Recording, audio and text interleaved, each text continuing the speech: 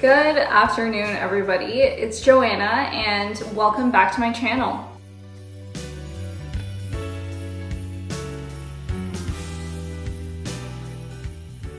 Today marks the first weekend of December, and in case you couldn't already tell, I am very excited because I have on my holiday sweater already and I have no shame. So this weekend, my goal is really to get out an order of custom ornaments and gifts that needs to be done for early next week, and as well as start some of my gift wrapping for my friends and family. In this video, I'll be using my Cricut, which is hands down probably one of the best crafting tools that's out there, and I'm so excited to show you guys the entire process and how it's done.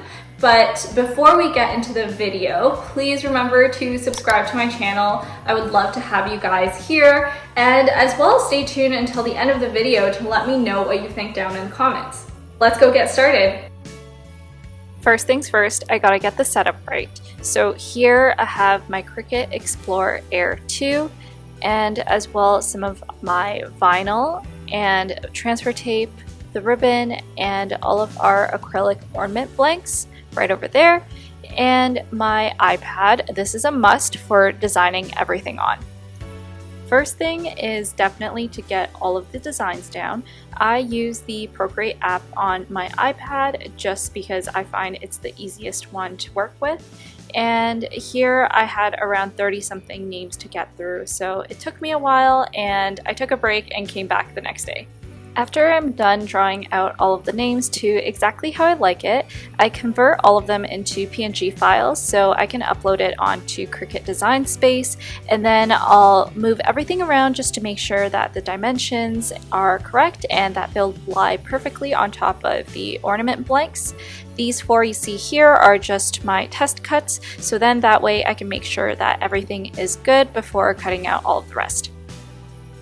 For the vinyl, I just make sure I cut everything to size, load it up on the mat, and then the Cricut just takes care of the rest. Once all the cuts are done, I unload the vinyl and separate all of the names into individual pieces so it's much easier to weed. And this is weeding, where I'm picking out all of the little pieces of vinyl that aren't needed.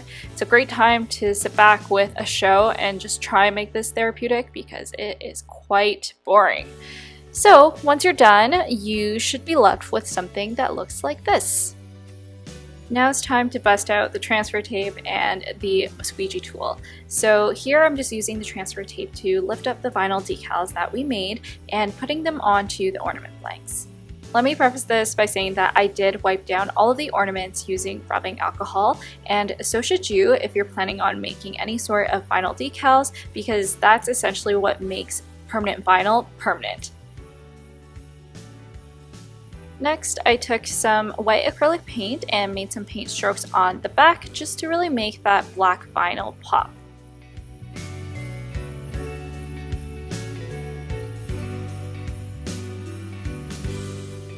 Once everything's dried, the last step is to put on the ribbons, and the key here to prevent any sort of fraying is actually to just use a lighter and melt the ends before you loop them through and make a knot. Obviously be very careful with this step, but it really helps maintain the longevity of that ribbon. Here is the final product shot. I really like how modern and sleek these ornaments turned out. I think the acrylic and the black and white really just makes such a great combination, and I hope everyone that receives one really enjoys them. Now, switching gears a little bit, I want to show you guys some gift wrapping ideas that's really inspired me this season. The first one I saw actually on TikTok, so the instructions weren't as clear, but we're just gonna go with it. And I made sure that there was enough paper to kind of go around both width and lengthwise for this box, and then you just tape it down the middle and kind of create these two triangle pieces that are going to be folding over down the front side of the box.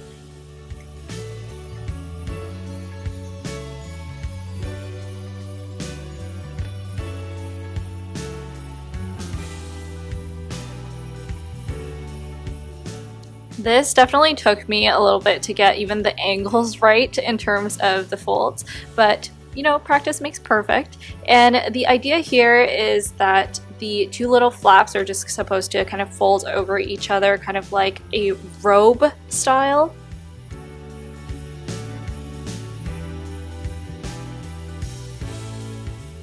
Then somewhere along the way of folding, I realized I took too much paper, so I had to cut off some excess, and then you just crisscross the outside two triangle flaps and fold them into the middle, and you tuck everything in on the end as you would for a regular gift, and it essentially just makes a really cute pattern.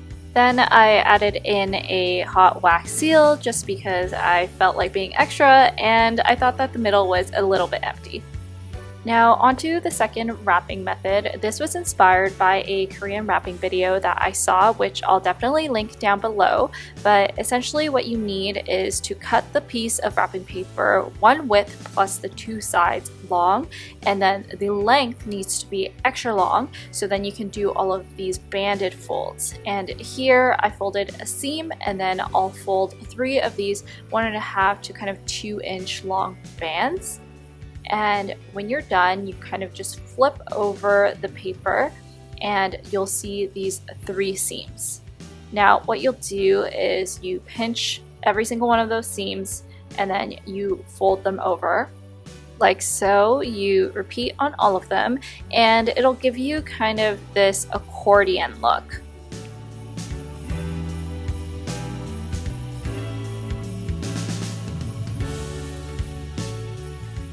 And when you're done, you just flip it over and secure all of these folds with a few pieces of tape.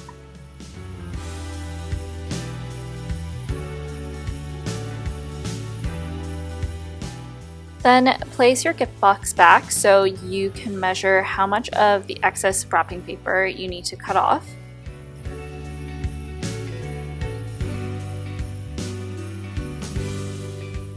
So now you take your accordion side and place it on the front face of the box. Look at where you want it to be, and after that you take kind of that flat wrapping paper side and tape it down, so then you can just secure your accordion side on top and it'll look pretty seamless.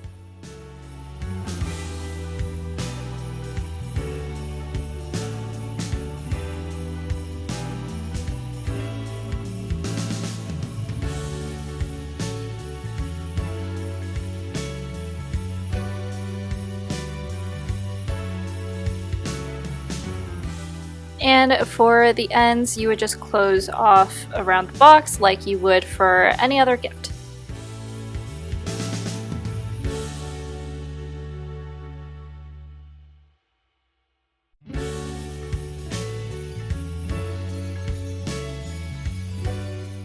After this, I still thought it looked a little bit plain, so I went ahead and layered on some ribbon. So the first one is this thick gold glitter one, and then I put on a thinner silver ribbon just to tie a bow, so then it had a little bit more of a contrast. Now, this may seem pretty weird to you, but I am also very particular about the way I like to wrap my bows. So I do it in the Tiffany style, so then there is no awkward kind of bump on the bottom caused by the ribbon, and the boxes will lay perfectly flat, and your ribbon little tails will actually also stay towards the bottom as well if you do it this way.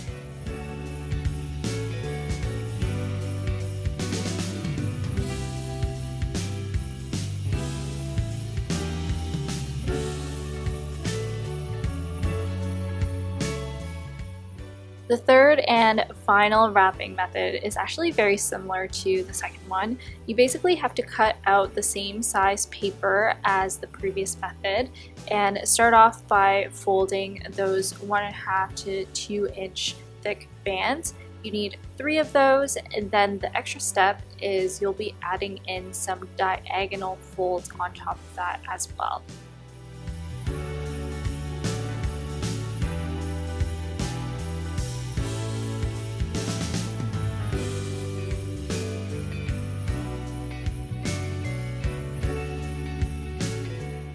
Once you're done, just flip the wrapping paper over and you should be able to see kind of a zigzag pattern on the seams.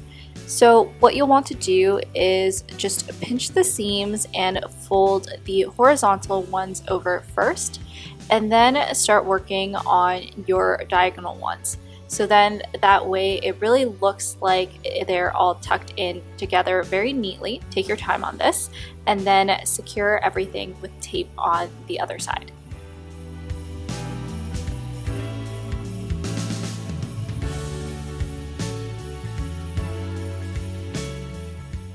Now when you're finishing up the wrapping, just make sure that your zigzags are on the upper side of the front panel, and just close off the sides as you would for any other gift package.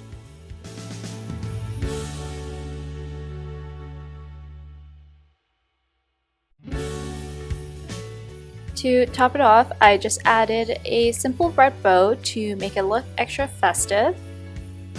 And here is what all three of the gift boxes look like together. I think this was really fun, just learning new ways of wrapping, and I hope you guys get to try these out too. Okay, just popping back in to close off this video. Thank you guys so much for watching, and if you enjoyed, please don't forget to subscribe to my channel, and as well comment down below on what your favorite part of this video was.